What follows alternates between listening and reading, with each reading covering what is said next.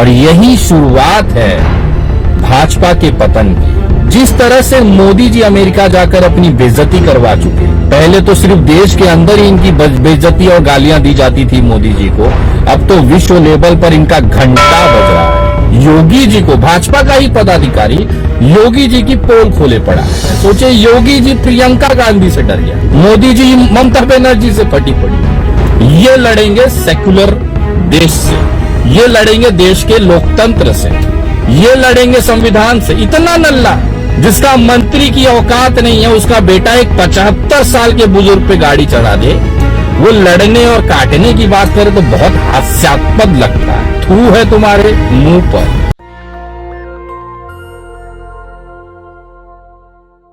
नमस्कार दोस्तों, मैं विनय दुबे मुंबई से। देश को भाजपा मुक्त भारत की शुरुआत होने की ढेर सारी शुभकामनाएं मैं देना चाहूंगा। आशा और निराशा इस कदर सरकार के चेहरों पे दिख रही है कि उन्हें समझ नहीं आ रहा कि आखिर क्या किया जाए।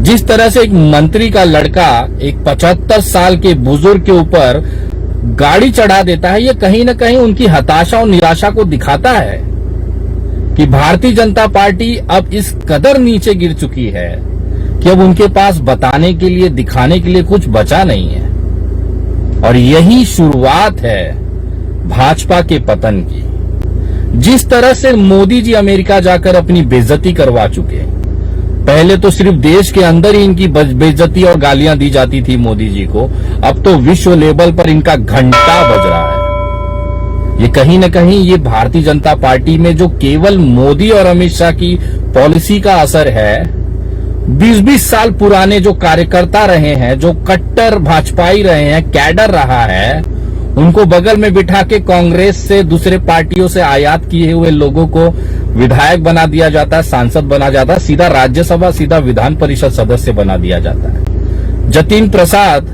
जो जिंदगी भर भाजपा को गाली दिया, आज वो उत्तर प्रदेश से भाजपा के द्वारा समर्थित एमएलसी हैं। ये तो औकात है भाजपा के कार्यकर्ताओं की। वो केवल दरी और कुर्सी लगाने के लिए ही है। जो कट्टर कैडर है ना, वो केवल कुर्सियां लगाएगा। तुम लोगों की औकात यही है। तुम्हारे जो अधिकतर भाजपा के जो अधिकतर नेता हैं, वो आयात किए हुए हैं। आयात इसके लिए करना पड़ता है कि इनकी औकात नहीं होती है कि अपने आप को उस कदर बनाए कि ये पद और ये गरिमा इनको मिल सके। तो कहीं न कहीं ये हताशा है। अभी ताजा ताजा बंगाल के चुनाव में, उपचुनाव हुए, उसमें मोदी जी इतने बुरी तरह से हारे, 50,000 से ज्यादा वोटों से हारे, वो भी एक औरत से। पूरी भारतीय जनता पार्टी ने ताकत झोंक दी बंगाल के चुनाव में कि एक औरत, साधारण सी औरत, ममता बनर्जी को हराने के लिए क्या नहीं किया ये लोगों ने। इस कदर इतना नीचे तक गिर गए कि एकदम गुंडे मवाली वाली भाषा वहां पे इस्तेमाल की गई। औकात तो इतनी नीचे गिर चुकी है कि सड़क पे खड़ा हुआ एक साधारण सा कार्यकर्ता योगी जी को, भाजपा का ही पदाधिकारी योगी जी की पोल खोले पड़ा है। शर्मिंदगी है उन लोगों के अंदर। और ये चले हैं देश में सत्ता स्थापित करने। मोदी जी को वापस से प्रधानमंत्री बनाया जाएगा, योगी जी को प्रधानमंत्री बनाया जाएगा। अरे जो महिलाओं से डर रहे, सोचे योगी जी प्रियंका गांधी से डर गया, उसको कैद करके रखा हुआ है। मोदी जी ममता बनर्जी से फटी पड़ी है। जिनकी औरतों से हालत खराब है, वो किसानों जैसे मर्द से ये मुकाबला करेंगे। मतलब औरत से नहीं जीत पा रहे, चले हैं किसानों से जीतने के लिए। लास्ट में क्या हुआ, एक 75 साल के बुजुर्ग को पकड़कर उस पर गाड़ी चढ़ा दी गई। ये कमजोरी दिखाती है, हताशा दिखाती है। तुम्हारे पास 6-7 महीने बचे हैं उत्तर प्रदेश के भाजपाइयों, जितना ताकत लगाना है लगा लो। जनता तय कर चुकी है, क्योंकि लगभग हर घर में कोरोना काल में एक मौत हुई है। हर घर से एक लड़का महाराष्ट्र, गुजरात जाके रोजगार ढूंढ रहा है, मार खा रहा है, मराठियों से, गुजरातियों से लात खा रहा है, गाली खाता है। सरकारी नौकरियों पे बैन लगा हुआ है। जब से ये दोनों आए हैं, योगी और मोदी, इन्होंने किया क्या है? इन्होंने बस दुनिया को, देश को बेवकूफ बनाने का काम किया है। जो सरकार, मोदी सरकार 370 हटा सकती है, वो हिंदू राष्ट्र क्यों नहीं बना सकती? है औकात, है दम, बनाइए ना, पूरा बहुमत है, क्यों नहीं बना रहे? बनाइए ना। देश का हिंदू बोल रहा है भाई बनाओ, बहुमत है तुम्हारे पास, बना के दिखाओ ना। ये ना आरएसएस के संविधान से नहीं चलता देश, ये बाबा साहेब आम्बेडकर के द्वारा बनाए हुए संविधान से चलता है।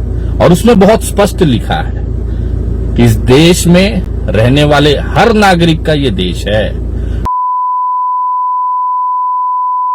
किसी दूसरे नागरिक का अपमान नहीं कर सकता।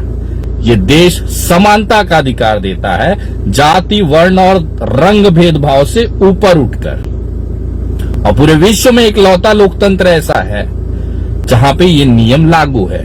और तुम्हारे बाप ने अगर एक माँ से, तुम्हारे एक बाप से अगर तुमने जन्म लिया होगा, एक माँ का दूध पिया होगा, करके दिखा दो।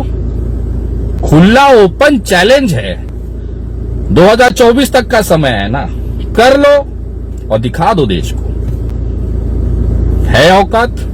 एक झुंड बनाकर एक 4.5 फुट के पत्रकार से जय श्री राम नहीं बुलवा पाए। नहीं जम रहे में जय श्री राम बोल रहे हैं। या तो इससे बाहर जाओ देश से, रहने को तो बोलना पड़ेगा, यहाँ पे रहने को तो बोलना पड़ेगा। बोल दे के बाद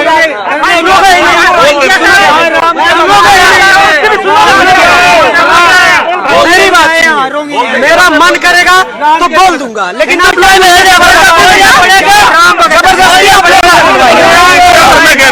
जबरदस्ती आप लोग मत करो। आप लोग इतने सारे लोग घेर के मुझसे कहेंगे कि तुम जय श्री राम बोलो, तो मैं नहीं बोलूंगा।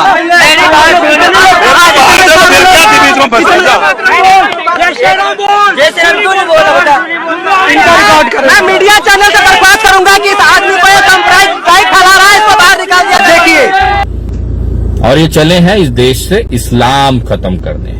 4.5 फुट का एक लौता सिंगल आदमी था और उसके आसपास सैकड़ों की भीड़ थी। वो बंदे से जय श्री राम नहीं बुलवा पाए।